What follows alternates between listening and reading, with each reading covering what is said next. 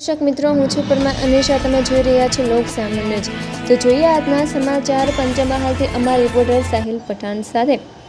પંચમહાલ જિલ્લામાં આગામી સ્વતંત્રતા પર્વની ઉજવણીને લઈને તંત્ર દ્વારા તૈયારીઓ શરૂ કરી દેવામાં આવી છે. હર ઘર તિરંગા અભિયાન અને વિભાજન અભિષેકા સ્મૃતિ દિવસની ઉજવણીના આયોજનને લઈને જિલ્લા કલેક્ટર અજય દહિયાની અધ્યક્ષતામાં બેઠક યોજાઈ હતી. પંચમહાલ જિલ્લામાં 13 ઓગસ્ટના રોજ જિલ્લા કક્ષાની ભવ્ય તિરંગા યાત્રાનું આયોજન કરવામાં આવ્યું છે.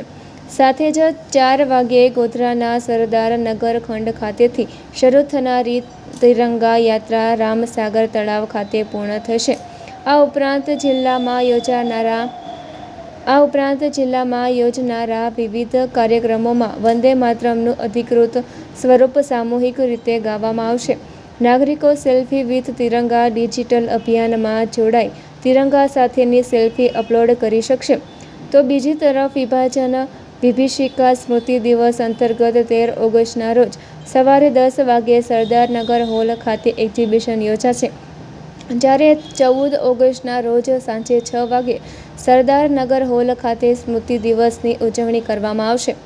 રાષ્ટ્રીય પર્વની ઉજવણી સુચારુ રીતે થાય તે માટે જિલ્લા કલેક્ટરે તમામ અમલીકરણ અધિકારીઓને જરૂરી વ્યવસ્થાઓ સુનિશ્ચિત કરવા સૂચના આપી હતી. તો ફરી મળીશું એક નવા સમાચાર સાથે. ત્યાં સુધી જોતા રહો લોક સામાન્ય ન્યૂઝ.